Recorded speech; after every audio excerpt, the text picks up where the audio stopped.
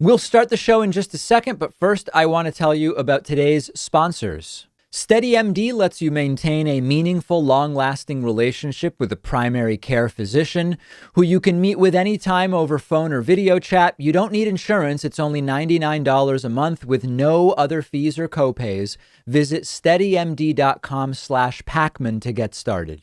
Blinkist is the app that helps you become a more well-rounded person by letting you read or listen to an entire nonfiction book in just 15 minutes.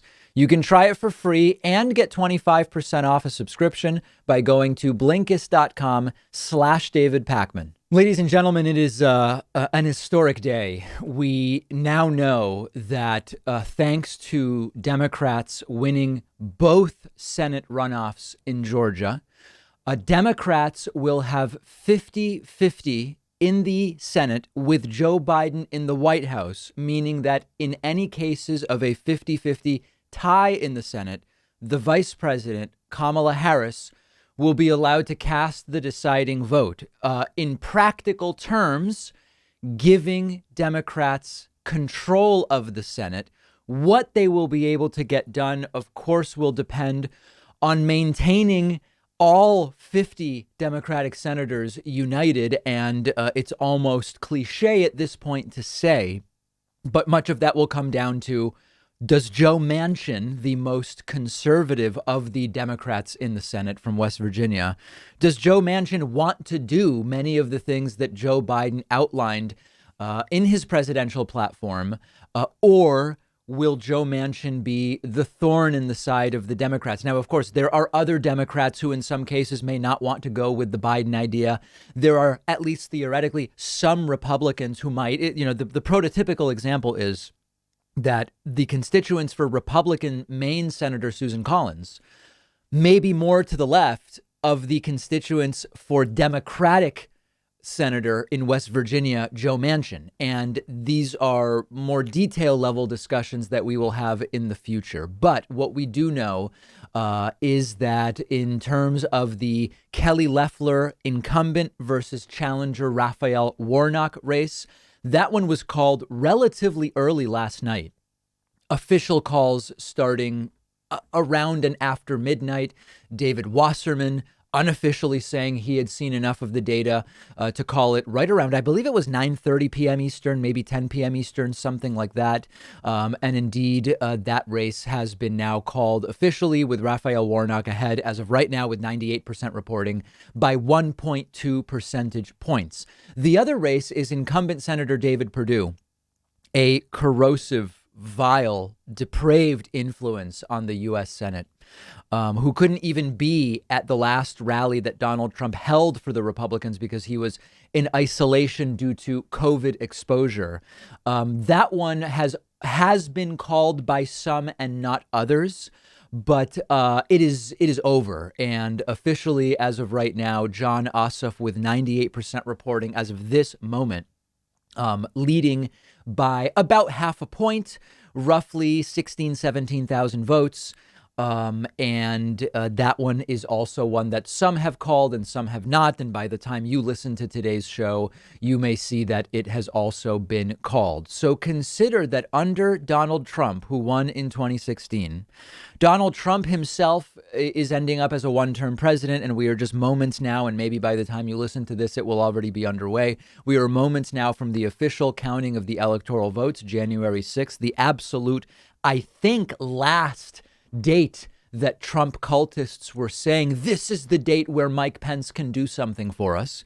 But Trump becoming a one-term president, Democrats taking the House of Representatives in 2018 and maintaining control in 2020, although with a slightly smaller margin than they achieved in 2018, and Democrats also taking the Senate from Republicans in 2020.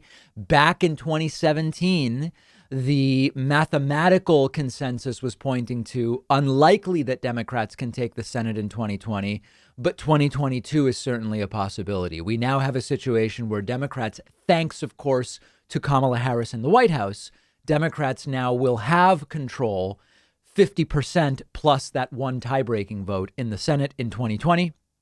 And the possibility, again, depends on what you get done, but the possibility of expanding the Senate majority in 2022, although we are very much getting ahead of ourselves. Let's get this new president sworn in first and foremost.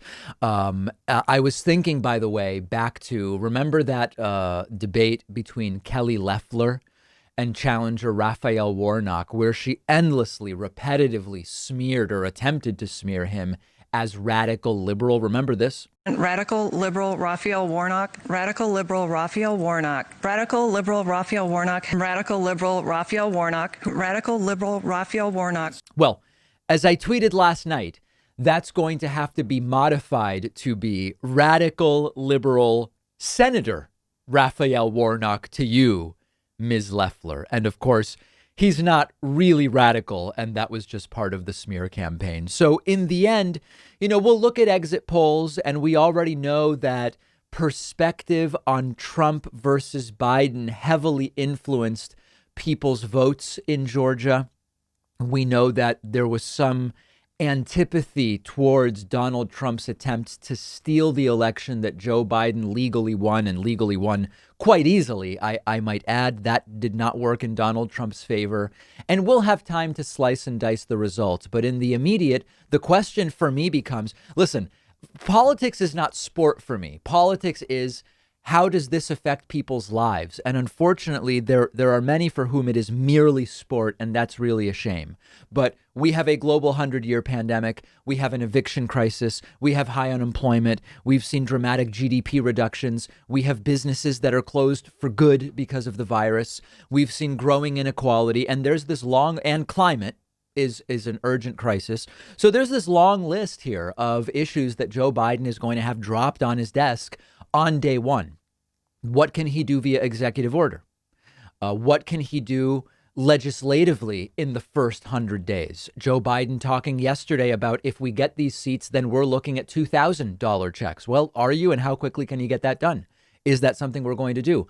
I joined up yesterday during our broadcast of the Georgia results with Sam Cedar over at and Emma over at the Majority Report, and we talked about what is the trajectory here in terms of what's prioritized with regard to the virus. Sam saying, well, Biden should immediately invoke the Defense Production Act and get businesses making millions and millions of doses of the vaccine to accelerate that process, because the sooner we reach herd immunity, the sooner the economy is going to recover, and the sooner we can get back to dealing with a whole bunch of other issues. I think that that's something that's going to have to be looked at. But for those who, my last thought on this, I want to go to Republican reaction to this. But my last thought, and part of the conversation here we can't have until we actually have that January 6th today electoral vote count in the rearview mirror. I think a lot of us will just feel more ready to talk about the first 100 days of this administration and new Senate. But I think the cautionary message is, all of these are moves in the right direction, but they're small moves. We're just we've gotten the ball back. We're starting to right the ship. As I've said before, the anti-intellectual, anti-science, delusional extremist, authoritarian when we want to be, but otherwise we pretend to be constitutional conservatives, that this entire paradigm on the right was built up starting with Ronald Reagan. You could argue it goes back even further to the civil rights movement and the sort of reaction to the civil rights movement in the late 50s and 60s. But let's, for our purposes today, say that the disinformation right that tries to win by lying to people and disenfranchising people, it sort of goes back to the Reagan era with the imaginary welfare queen who was sitting around popping out kids and making money off welfare to get a Cadillac. That was like the idea. She never existed. OK, that Trumpism today and the Trump cult really started with that, and it took decades to build. And so my only point here, and then we'll move on because there's so much to talk about. My only point here is everything that's happened in the last month, 2 months, helps us to start righting the ship. But it would be unreasonable to imagine that a problem that took 40 years to create is going to be solved in 2 or in 4. And as I've said before, the only times that you get radically fast cultural change, because a lot of this comes down to culture, the anti-science culture, the hypocrisy culture of this stuff is all bad unless we want to do it, in which case it's good. That applies to debt, authoritarianism, etc. from the right. The only times we see radical changes to that type of culture are when you have a dictatorship come in. OK, so it's not realistic to think that a Democratic Senate and Joe Biden is going to dramatically change that in a 2 or 4 year period. So the focus has to be we get things done that we can get done, and we start to work on that culture. It's a big uphill battle, but there were 2 races and Democrats won both of them. You couldn't hope for a better result. So Donald Trump has been freaking out on Twitter, melting down since last night, highly triggered by the Senate results, and Trump again raising this idea of huge dumps of votes. The guy can't behave normally for 5 minutes. And Donald Trump, even in advance of last night's results, which we actually knew relatively quickly, all things considered, tweeting around 10 p.m. last night, looks like they are setting up a big voter dump against the Republican candidates, waiting to see how many votes they need. And of course, this never happened. Donald Trump, whatever massive dumps he was involved in or believed were coming, it just never happened from the standpoint of the race. And in fact, Democrats were winning early. Trump's scenario is always, Republicans are way ahead, and then massive dumps come in, and then Democrats win. Democrats were winning early, and then the race is tightened as more votes were counted. And then it was just slow, steady vote counts going one way and the other. And eventually it became clear that Democrats would win by a small margin in both races because outstanding votes were overwhelmingly from very, very blue areas that went 3-2 for the Democratic challengers, even 3-1 in some cases. So no massive dumps, no small dumps. Just an election that was counted, and it was all pretty unremarkable from the standpoint of election integrity and counting. And it really set Trump off. And he spent most of the night tweeting and retweeting stuff, tweeting at midnight Eastern, then at 1 a.m., calling on Mike Pence to steal him the presidency, saying, quote, "If Vice President Mike Pence comes through for us, we will win the presidency. Many states want to decertify the mistake they made in certifying incorrect and even fraudulent numbers in a process not approved by their state legislatures, which it must be." Those are all lies, by the way. And Trump adds Mike can send it back. That won't happen. Mike Pence reportedly explaining to Trump yesterday, I can't overturn the results. And we'll talk a little bit about that later based on a very good New York Times report. But finishing up with the Trump meltdown, then this morning, again, Donald Trump just out of control, first attacking reporter Chuck Todd as Sleepy Eyes Chuck Todd is so happy with the fake voter tabulation process that he can't even get the words out straight. Sad to watch. And Trump's anger knows no limits. He will attack anybody for anything at any time when he's melting down. Again, claiming, quote, states want to correct their votes, which they now know were based on irregularities and fraud, plus corrupt process never received legislative approval. All Mike Pence has to do is send them back to the states and we win. Do it, Mike. This is a time for extreme courage. And behind the scenes, there are reports that Trump is reportedly going to absolutely turn on his own vice president, Mike Pence, if Pence doesn't do something today when the vote count starts, which we will be covering live. And then apparently realizing that the Senate is lost, Donald Trump sending out an all caps tweet this morning saying the Republican Party and more importantly, our country needs the presidency more than ever before, the power of the veto, suggesting Democrats will have the House, Democrats will have the Senate. You need me there to veto the things that they will do. Truly crumbling before our very eyes, the Republican Party collapsing around Donald Trump. And we essentially have to see what else he breaks on the way out. Whoa, my microphone there flipping out there.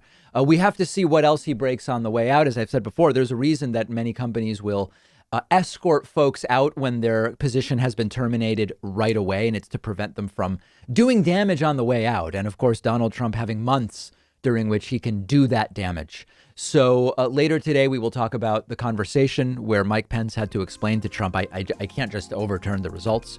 We will talk about what to expect over the next few days. Let me know your reaction to the Democratic wins in Georgia. I'm on Twitter at @DPakman.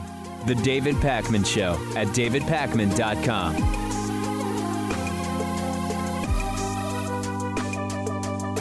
If you are anything like me, you probably aren't thrilled with the idea of going into a doctor's office right now. And thankfully, there's a practical and affordable way to take control of your health and get personalized care from the comfort of your home. It's a service called SteadyMD. They're one of our sponsors. You take a quiz, you get matched with a licensed primary care physician who understands your health needs. You have a 1-hour video call with your new doctor. You establish a meaningful relationship with them. And after that, your doctor is available to you anytime by text, phone, or video chat. This is not a random doctor on call. Each doctor at SteadyMD has a limited number of patients, so they actually have time to listen to you. You get the personal attention that you deserve. They can do almost everything an in-person doctor can do: perform medical evaluations, talk to you about health concerns, send prescriptions to your home or local pharmacy, and anything they can't do online, they'll quickly set you up with an in-person provider to do, things like blood tests, as an example. You don't need insurance. It's only $99 a month with no other fees or copays. I took their quiz. They matched me with a doctor who specializes in my particular health needs and situation. The doctor they gave me is a really perfect fit for me and my medical needs. They have a special offer only for my audience. You'll get 50% off your first month, but only until January 31st. So make sure to sign up soon. Click the link right underneath this video.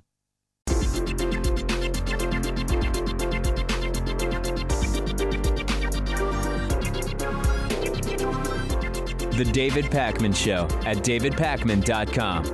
Remember that the David Pakman Show is mostly funded by memberships, which you can grab at joinpakman.com and use the coupon code, if you want, BETTER21, all one word, all lowercase, BETTER21, to save massively off of a membership at joinpakman.com.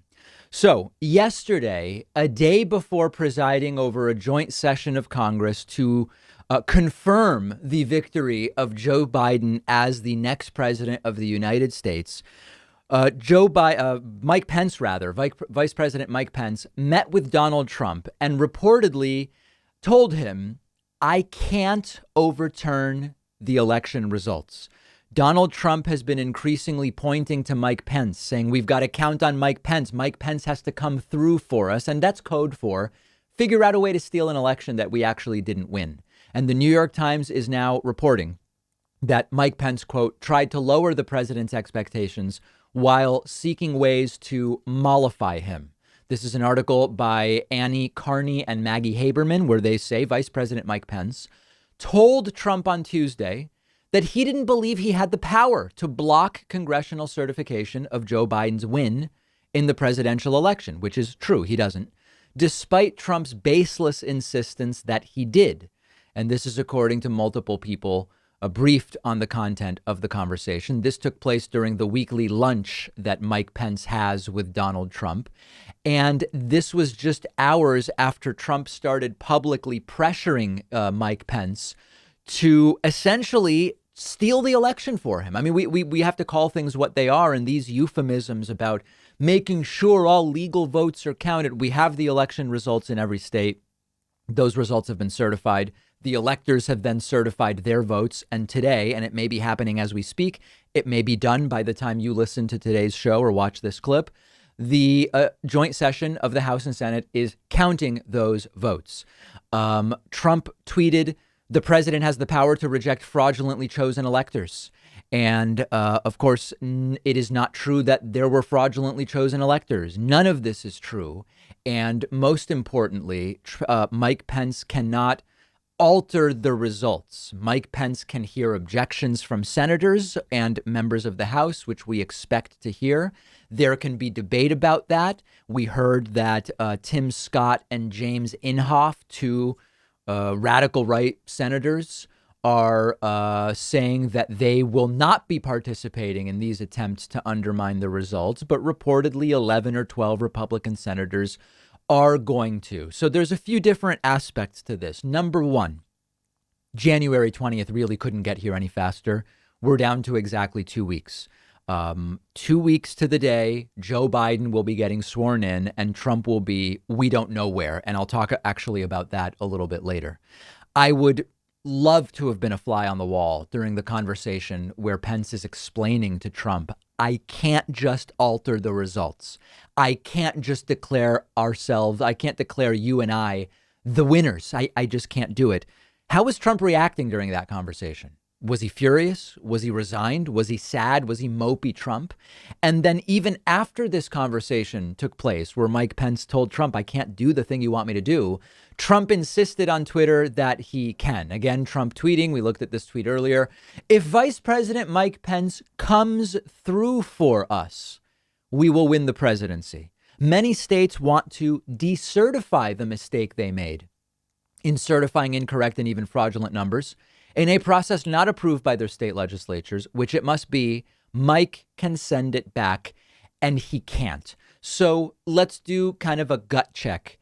Consider how insane it is that this is something that happened. The president is told by the vice president, I can't steal the election. And it's newsworthy. It is newsworthy because that is exactly what the president wants the vice president to do. Things are so nutty that it is actually noteworthy that a vice president had to sit the president down and talk to him like a big boy and say, I can't steal the election for you. Now, as a reminder, the line of reasoning that it takes to assume Mike Pence can do this is that Mike Pence, as the presiding officer of this joint session to count electoral votes, can say, I am going to ignore certain electoral votes as decided by the states. Oh, the Pennsylvania electoral votes, I'm going to ignore them. We're not going to count those. And there's this alternate slate of electors, which is just random people. It's not, there's nothing legally binding. I'm going to accept as an alternate slate of electors these 20 Republicans who showed up and did something of no legally binding importance and said, we vote for Trump. Pence doesn't have the power to do that. And a number of interesting procedural and congressional law experts over the last few days have given interviews to that effect. I'm not bothering to play them because I think most of my audience understands that. Trump's dying words really may be, we totally won Georgia. We totally won Pennsylvania in 2020. He may repeat that to his dying day, but Trump's leaving in 2 weeks. And the concern, of course, is how are the Trump cultists going to react? As a sort of preview for how Trump cultists may react in 2 weeks when Trump is finally gone. Yesterday, there was a pro-Trump rally in advance of today's counting of the electoral votes in Washington, D.C. And it is really something to behold. This is compelling culturally, psychologically, politically, scientifically. It's really important for us to understand that this contingent, these factions exist, and they are very radical. To pretend that they don't exist doesn't do us any good. It achieves nothing to pretend they don't exist. So let's look at some clips and remember that the real point here is that it's a pro-Trump rally to support Donald Trump stealing the election from Joe Biden. Now, ostensibly, this is a political rally saying Trump actually won. Let's figure out how to take it. Okay, that's crazy, but that's ostensibly what this is. But the way in which the Trump was rigged stuff overlaps with anti-vaccine nonsense. It overlaps with anti-Semitism, of course.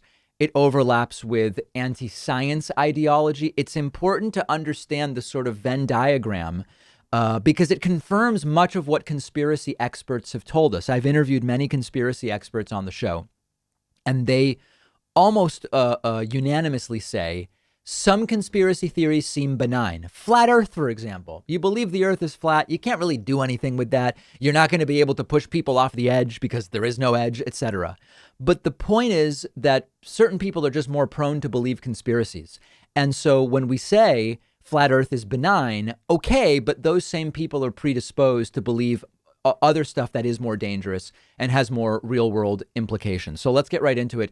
Here is one speaker referring to the deceptively named biological agent known as a vaccine. That's a quote. Take a listen. Must not comply.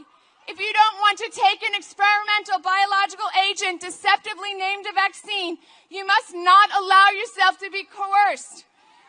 If you are living in fear of a non-lethal virus, simply buy the same cheap, ordinary medicines used across the world.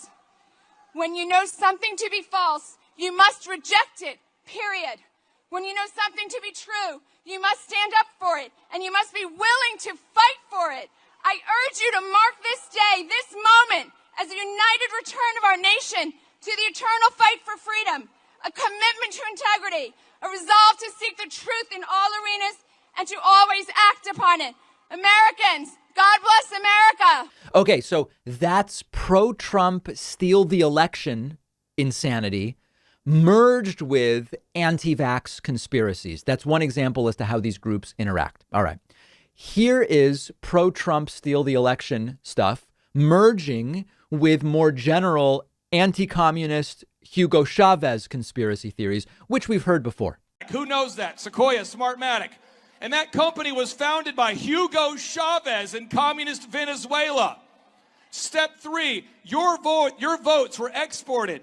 And then, of course, much of this also combining with the anti-science stuff that directly leads to COVID deaths. And it's all kind of wrapped up in this clip with religiosity, because I guess Jesus would say, don't wear a mask. You tell me.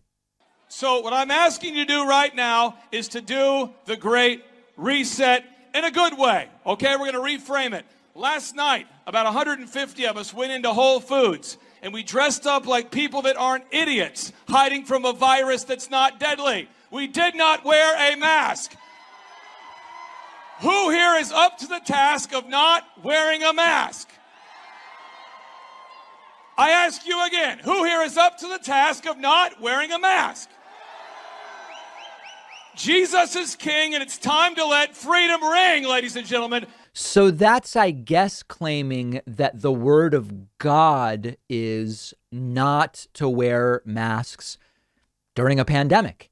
And that same guy also claimed that COVID tests are fake. What that even means, I don't know, but let's take a listen. The PCR tests are fake. The COVID-19 PCR tests are fake. And if you go to my podcast, you can hear interviews. You can hear the founder of the PCR test, Kerry Mullins, explaining to you the PCR tests are supposed to be calibrated at 17, someone should write this down, 17 to 20 cycles.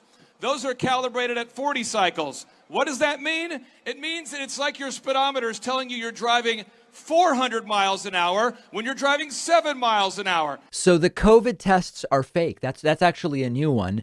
And then we get into the anti-Semitism. Now it's about George Soros, a Jewish man, secretly controlling Supreme Court justices. Just a typical anti-Semitic dog whistle. Now, our next speaker is one of the most fiery activists I've ever known.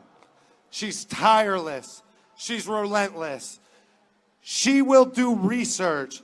She's the only person I know who does. She watches George Soros speeches for fun. But you know what happened when she looked one of those up?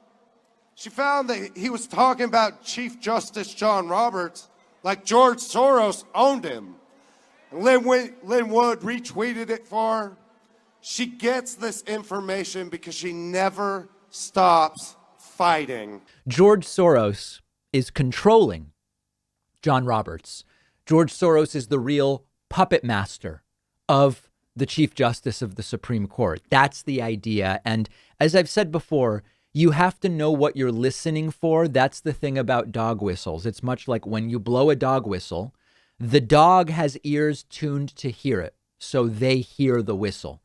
It's the same thing with these anti-Semitic tropes and dog whistles. You have to understand the context and what they're referring to. And then lastly, Alex Jones doesn't need much of an introduction, not looking good, not sounding good, but saying very, very wild things. We don't quietly take the election fraud.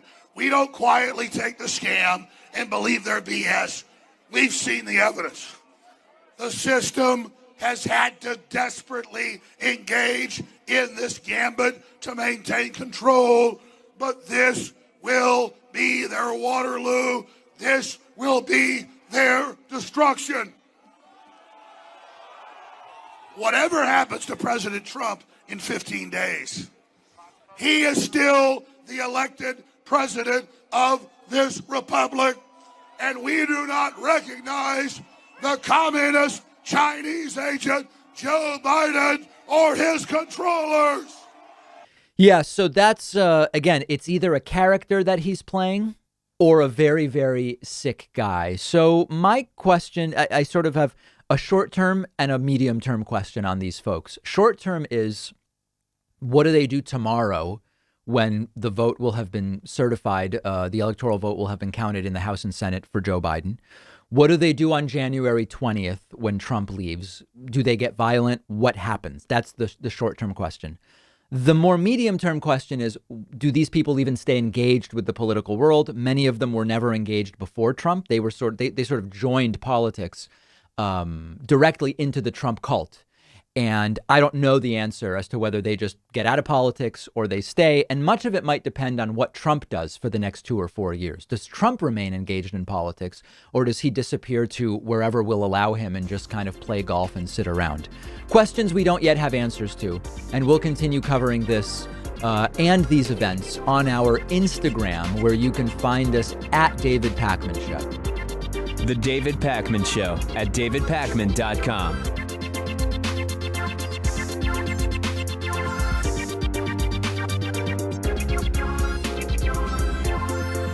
What if you could read 10 books in just one sitting? That's exactly what one of my favorite apps lets you do. It's called Blinkist, and what they do is take thousands of popular nonfiction books.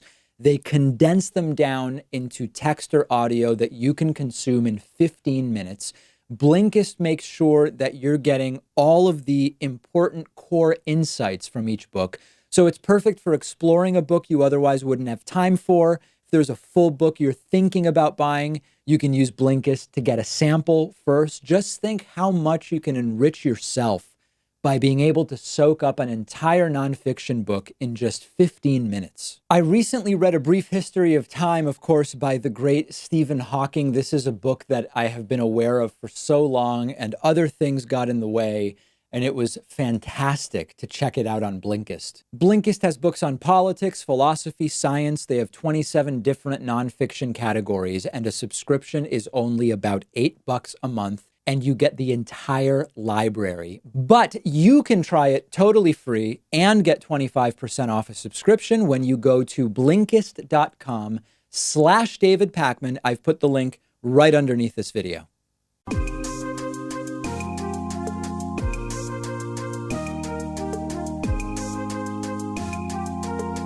Welcome back to the David Pakman Show. This is funny to see. One of Trump's kids, Eric Trump, went on the Fox News program hosted by Sean Hannity last night. And I have clips of both Eric Trump and his wife, Lara Trump, actually, the power couple of sorts, just really struggling to cope with the defeat, really defeat after defeat that the Republican Party is suffering. Trump losing, these interviews happening as Republican incumbents in Georgia in the Senate were also losing.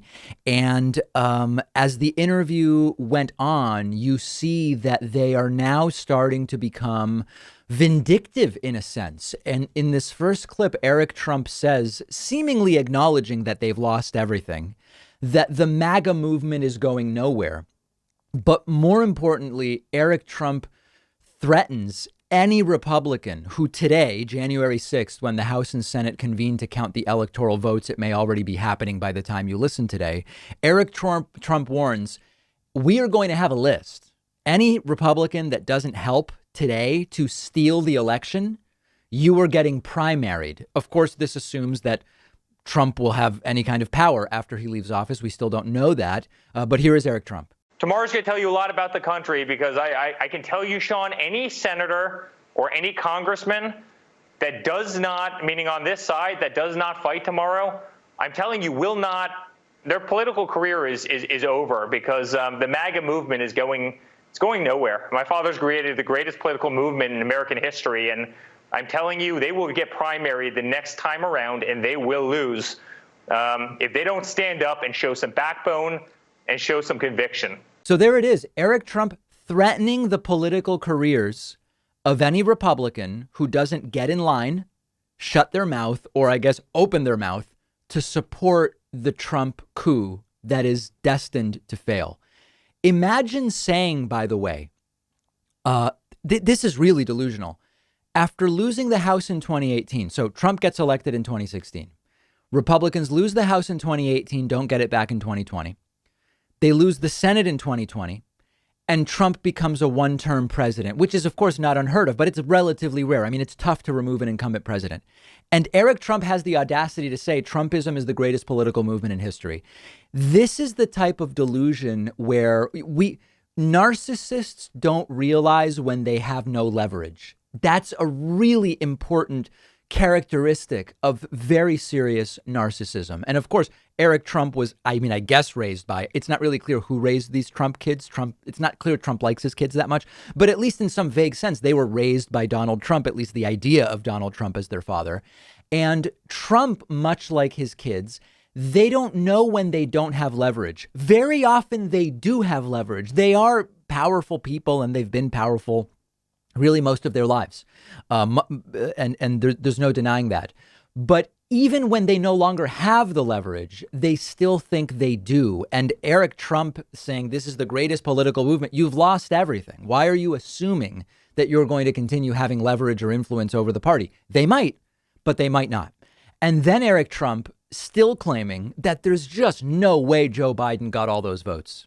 No one believes that this guy got 80 million votes. It doesn't feel right. It doesn't look right. Again, with the feelings. I thought facts didn't care about your feelings. I've heard that from the right for a decade at this point, but he just doesn't feel like Donald Trump really lost. So what do we do with that? I guess as far as they're concerned, you steal the election. And then the softball interviews with Trump family members continued last night on Fox. Eric Trump's wife, Lara Trump, also appearing. And hilariously, she is still being identified as Trump campaign's senior advisor, which, of course, should make us ask, what campaign are you talking about? That campaign ended 2 months ago. Senior advisor to the campaign. And she says, I truly believe Trump will probably consider running in 2024. What a strong statement, right? But talking about 2024 does implicitly concede that Donald Trump lost this time. So that's something, but she's still kind of careful not to say it. Take a listen. Look, if he does not remain president for the next 4 years, I truly believe that he will probably consider running again in 2024. I believe he would win in 2024 by a larger margin of victory than he even did, than the more votes than he had in this election. But so that's just really amazing. I mean, first of all, what conviction, right, Lara?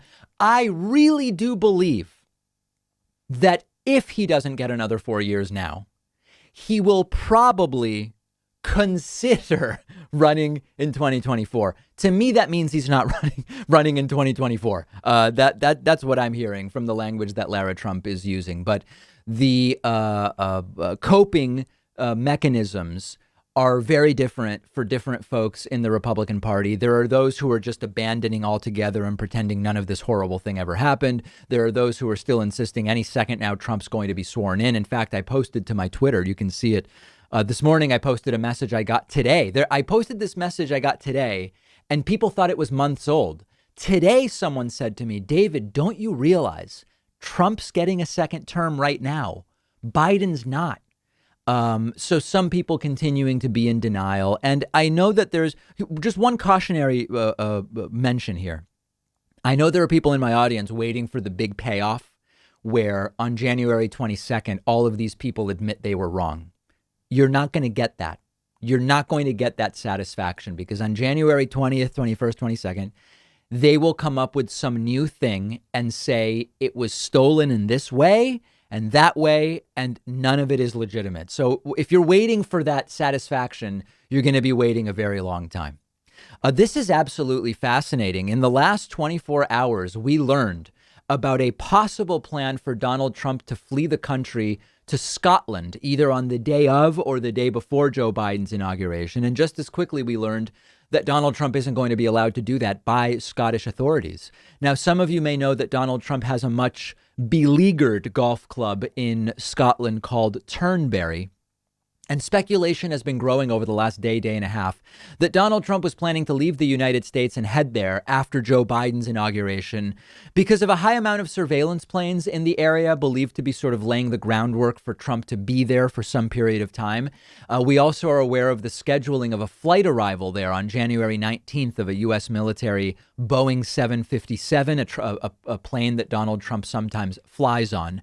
And as quickly as that plan came together, the Scottish First Minister, Nicola Sturgeon, has blocked the plan, making it clear that Trump coming here to play golf during a pandemic, that's not essential travel, and it's not going to be allowed. Here she is saying it's a no-go. I've no idea what Donald Trump's travel plans are. You'll be glad to know. I hope and expect that, as everybody hopes and as everybody expects, not everybody necessarily will hope, that the travel plan immediately that he has is to exit the White House. But beyond that, I don't know. But it's not, we are not allowing people to come into Scotland for without an essential purpose right now, and that would apply to him just as it applies to anybody else. And coming to play golf is not what I would consider to be an essential purpose. Isn't that just amazing? And as usual, the White House initially put out a non-denial. You have to read between the lines with all of this stuff. The White House was initially asked, is Trump planning to leave the country to go to Scotland on the 19th or 20th? And Judd Deere, the deputy White House press secretary, said, anonymous sources who claim to know what the president is considering have no idea. When we have an announcement about January 20th, we will let you know. So as you can see, nothing in there that's a denial. And once it became clear that Trump wouldn't even be allowed in Scotland, the White House put out another carefully worded statement saying the president has no plans to travel to Scotland on that date. And again, that may technically be true. The plan that may have existed would likely now no longer exist because Trump's been told you can't come in. But in all seriousness, can you imagine a funnier headline than former President Trump denied entry to Scotland? And hilariously, if the plan was to go there on January 19th, he'd still be the president. President Trump denied entry to Scotland is even funnier. And the truth is, when the U.S. sends former presidents to Scotland, they're not sending their best. They're sending a grifter con man. And Scotland seems to think they need to shut it down until they can figure out what the hell is going on. Trump actually might have to be in the United States during Joe Biden's inauguration, despite his best efforts. And we know that would be really triggering to Donald Trump. Someone wrote to me saying, David, he's not really planning to go to Scotland. Trump is pretending to be planning to go to Scotland, but he's really going to go to a country without an extradition treaty to the United States. The U.S. and Scotland do have an extradition treaty. For example, Russia and the U.S. do not. China and the U.S. do not. But I think the idea falls short because Trump wouldn't be using a military plane to go somewhere to avoid extradition to the United States. I know people love talking about Trump fleeing to Russia or wherever else. I don't actually think Trump's going to do that. I also believe that Putin is enough of a troll that he probably would also say no to Trump. I don't know. I know that the optics of a former U.S. president fleeing to Russia would be really good propagandistically for Russia. But I also know that Putin is a pretty clever guy, and he may even find it funnier to say no to Donald Trump. But at the bottom line, this is all mere speculation. It's really a story about, once again, Donald Trump's narcissism. Scotland is closed to travel due to the pandemic. And Trump may well have the idea that he can just fly in and play golf. 2 more weeks, my friends. We are almost there. What will Trump do? I don't know. We will know in the next 2 weeks. Much will be revealed very, very soon. The David Pakman Show at davidpakman.com.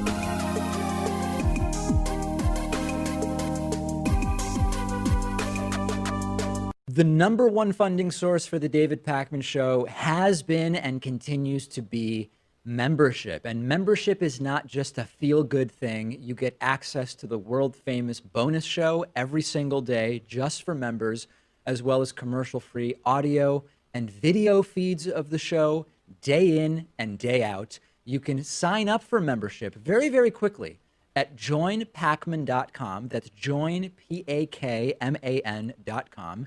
If the normal prices strike you as high, by all means use the coupon code VOTESOON18, all one word, all lowercase. Become a member today. The David Pakman Show at davidpakman.com. This is a beautiful clip. I think you're going to like this one, and this is really informative. This will open up a conversation that I think is a really important one to be having. Fox News host Lou Dobbs, Fox Business, okay, Fox News we can still say. Fox Business host Lou Dobbs was visibly confused about why they just can't seem to find any evidence of all the voter fraud that he is damn sure took place. So let's look at the clip first, and then we'll discuss. And we still don't have verifiable, tangible support for the crimes that everyone knows were committed. That is, defrauding other citizens who voted with fraudulent votes. We know that's the case in Nevada. We know it's the case in Pennsylvania and a number of other states, but we have had a devil of a time finding actual proof. Why? This is just perfect. So Lou Dobbs has been one of the biggest promulgators and platformers of completely deranged, harebrained fraud conspiracy theories on Fox News and Fox Business. He's platformed that wacky lawyer, Sidney Powell. He's platformed so-called witnesses to voter fraud who couldn't actually come up with any real claims of anybody doing anything wrong. And now after all of that, Lou just isn't sure why they can't find any actual proof of it. It's always just out of reach, the proof that they need. Now, a more sensible approach would be, well, damn, if there are 100 different claims about 100 different types of fraud, and I can find no evidence for any of them, maybe the fraud doesn't exist. But the absence of evidence becomes part of the conspiracy theory. And we've talked about that before more generally. And this is actually one of the important signals that you're dealing with conspiracy theorists for whom facts and evidence don't actually matter. Healthy skepticism about the world is good. Bottomless skepticism is not so good. And with conspiracy theorists, once they've decided what went down, if they can't find evidence, the fact that they can't find evidence becomes part of the reason they are skeptical. It cannot be proven wrong. It is indefeasible. If evidence and lack of evidence prove the conspiracy, you're not talking to someone who reasoned their way into their belief, and you're not going to be able to reason them out of it. Conspiratorial thinking, as opposed to healthy skepticism, conspiratorial thinking is immune to contradictory evidence or lack of evidence altogether. The cover-up is so perfect, they covered up all the evidence and we can't find it. That's part of the conspiracy. Peter Boghossian refers to this in his book as doxastic closure. It's a belief or system of beliefs that resists revision at a systemic structural level. This is often the problem with religious beliefs based on so-called sacred texts. Hey, this is true because the sacred text says so, and the sacred text is sacred. Well, what proof do you have that the sacred text is really the word of God? Well, you read the sacred text and it says this is a sacred text and it's the word of God. Okay, well, right. But is there something from outside the sacred text that tells us this really is a sacred text? Well, no, I mean, but that's part of the problem. Of course not. Of course, we have to go to the sacred text to see if it tells us that it is a sacred text. That's a closed circle. You can never pierce that. And it's a very important lesson for something to be on the lookout for. And it's also funny because Lou Dobbs is so close. He's so close. You know, I've been repeating this stuff for months and we just can't find any actual evidence. Why not? Maybe I'm wrong, but he doesn't get there. Instead, it's explain to me how they've kept the evidence hidden from us for so long. And I don't know, maybe someone in his audience heard that and said, oh, maybe there's no evidence because there's really no evidence because it's not true. I don't know, but it's funny to see the gears start grinding, but they got jammed up as Lou Dobbs was thinking it through. Republican Senator Mitt Romney was confronted yesterday in an airport. It looks like DCA in Washington, D.C. from the video that we are going to play. You all know I didn't vote for Mitt Romney in 2012. I voted for Barack Obama. You all know Mitt Romney is a conservative Republican, completely not in line with my politics. But Mitt Romney, in this particular confrontation with a complete and utter loon, sounds eminently reasonable and completely respectful and polite, even when he really has no reason to be, given how he's being treated. In this video, you are going to see the end result of the heat Romney has been taking from the right, from the pro-Trump right, because while Mitt Romney is a right-wing religious Republican, he has refused to indulge Donald Trump in some of his authoritarian insanity. Mitt Romney didn't vote for Trump in the presidential election. Mitt Romney, on one of 2 impeachment counts, actually did vote to convict Mitt Romney in the Senate. And in this video, Mitt Romney is accosted in the airport, and he's way more polite than many people would have been to this woman. When Mitt Romney is the calming voice of reason in a conversation, you know things are crazy, and that they are with this MAGA cult that is here and is likely going to be with us for some period of time. So let's look at the video. We joined the video with Mitt Romney sitting by himself at the airport with his mask on as required, approached by a maskless person. We might call her a maskless holy Karen if we wanted some kind of name. Let's join the video. How you doing? Put your mask on. Don't tell me what to do. Please put your mask on. It's required by law in this airport. I'm standing 6 feet away. I'm sorry. It's required in this Okay, airport. I'll tell you what, because you know what? I'm going to go ahead and do it because I want to have a chat with you. So first of all, I don't need a mask because I'm 6 feet away. You're in the airport. The airports require masks, lady. And that's just a microcosm of how they make up the rules as they go along, as they want them to be. Let's continue. Why aren't you supporting President Trump? I do support the things President Trump does that I think I agree with. You're not supporting him. I'm sorry, I do agree with many of the things he is for, and I support those things. Are you going to support him in the fraudulent votes? The election? No, I'm not. Why not? Because it's a long story. You didn't get a chance to hear my remarks in Congress. It's going to be a real long story. I'm sorry, can you say that again? It's a long story, but we have a Constitution. The constitutional process is clear. I'll follow the Constitution, and I'll explain all that when we meet in Congress this week. So Mitt Romney is asked, why won't he support Trump trying to steal the election? And Romney says, because we have a constitution. And you would think that these constitutional fetishists, if they were actually committed to constitutionality, would respect that in Mitt Romney. But no, it actually makes her more angry. And this is one of my favorite moments. Well, you haven't supported him, and you didn't even support him in the election. No, I did not. Why? For reasons I explained at the time.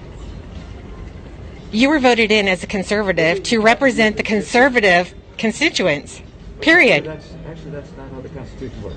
Now, that's fascinating for a few reasons. She says you were voted in as a conservative Republican to represent conservatives. And there's 2 things there. First, as Mitt points out, he's elected to represent his entire constituency and to defend the Constitution. Stealing an election that Trump lost is not constitutional. But there's also this idea that even a conservative Republican like Mitt Romney isn't really conservative unless he's trying to steal the election for Trump, when in reality, there's nothing conservative about trying to execute an unconstitutional coup when Trump lost the election. Let's watch more. It is. You're voted in to represent us. You work for us. Am I wrong? I work for the people of Utah. Exactly. And I am from Utah. Yes, well, but you're not the only one. I voted. I know. There's a lot of people that didn't vote for you. We'll make sure of that one. Of course I'll be proud of it. That's totally appropriate. You admit it. You know it. You know it's coming.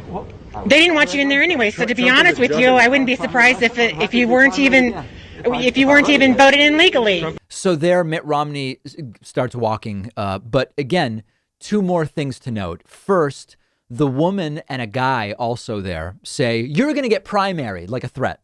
And Mitt Romney says, of course, that's fine. That's the process. They're threatening him with something that he supports being part of the system. And it's not praise of Mitt Romney's political views, but he at least has not become so divorced from just the fundamentals of how politics works. That's not really, I deserve to be primaried. That's the system, being primaried. That's what we do. And then the woman throws in, you weren't even voted in legally. And that's really scary. That's scary because it's now completely acceptable in the MAGA cult to offhandedly say about any elected official that you don't like or who doesn't support what you want to do, in this case, try to steal the election. It's now acceptable to say you weren't even voted in legally. I've never heard any question about the legality or integrity of the election in which Mitt Romney won. And that's the long-term danger that I spoke about with Sam Cedar last night as we were watching the Georgia Senate results come in. The normalization and the degradation of our politics, where with Trump saying it was rigged and I won, many of his followers fell for it. And then now they apply it to any election of any politician that they don't like. You weren't even elected legally. And then lastly, once he got on the plane, things weren't much better for Mitt Romney. Trump people starting to chant traitor. You know what we think! Traitor! Traitor! Traitor! Traitor! Traitor! Traitor! Traitor! Traitor! Traitor! Traitor! Traitor! Traitor! Traitor! So anyway, it must have been a beautiful fight for a flight there for Mitt Romney. So Democrats held the House in 2020. They won the Senate and won the White House. But this is going to be a very, very long 2 years. The cultists are going to be with us. The question is, how engaged will they be, as I mentioned earlier? And we will be with you in following it. We have a voicemail number. That number is 219-2-DAVID-P. Here's a little something for you just about delusion. We have this regular right-wing caller, Troy York. He always calls in under fake names, and I think he gives one in this voicemail. This is a voicemail from this morning. We know that Democrats have taken the Senate. Democrats won in Georgia. And Troy still says that Republicans are going to sweep Georgia. I don't even know what it's over. The races are over. Yes, David Pakman. This is Woody Underwood again, calling back. And I just wanted to say before I was cut off, I think Georgia, the Republicans are going to sweep Georgia. It's over. I think it's going to be a close election because they have not been rigged as of yet. And pretty much that's it. I think you have to be more factual with your reporting on the Georgia candidates. It's over. And this is so weird because that you might think, oh, that he left that voicemail the day before the election. No, it's been called. The races have been called. And he left that voicemail around 9:30 in the morning on today, Wednesday, after the election, after the races have been called. So I don't know. Maybe it's someone who's not really paying attention or who thinks the election's tonight, or I'm not really sure. But these are folks who are going to continue being around. So that's a real challenge. On the bonus show today, no charges will be filed against the officer who shot Jacob Blake. We will be discussing that. Evictions, as per a new study, evictions in the era of coronavirus in the U.S. have led to more than 10,000 additional COVID deaths and 430,000 additional COVID cases. Incredible. And then lastly, on the bonus show, the Pennsylvania Republican Party refused to swear in a re-elected Democratic senator. They have been emboldened in their authoritarian, anti-democratic instincts by what we have seen Donald Trump do since November 4th. Was it now I don't even remember. Was the election on the 3rd or 4th? I think it was the 4th. In claiming victory where there is no victory, in claiming that he could just take the election if he wants. Of course, he can't and didn't. But that has become a mind virus that has spread dangerously through much of the Republican Party. So we will talk about that on today's bonus show. How do you get the bonus show? It's so easy. You go to joinpakman.com and you sign up. It takes under a minute.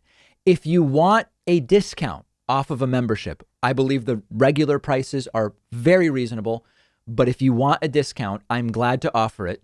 You can use the coupon code BETTER21, all one word, no space, BETTER21, because we're hoping for a better 2021 than was 2020 globally. Sign up, get the bonus show. I'll speak to you then.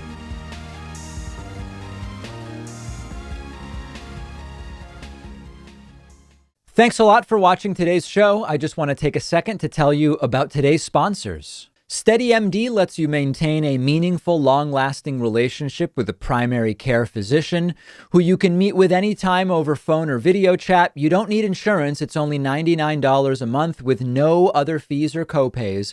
Visit steadymd.com/Pakman to get started. Blinkist is the app that helps you become a more well-rounded person by letting you read or listen to an entire nonfiction book in just 15 minutes.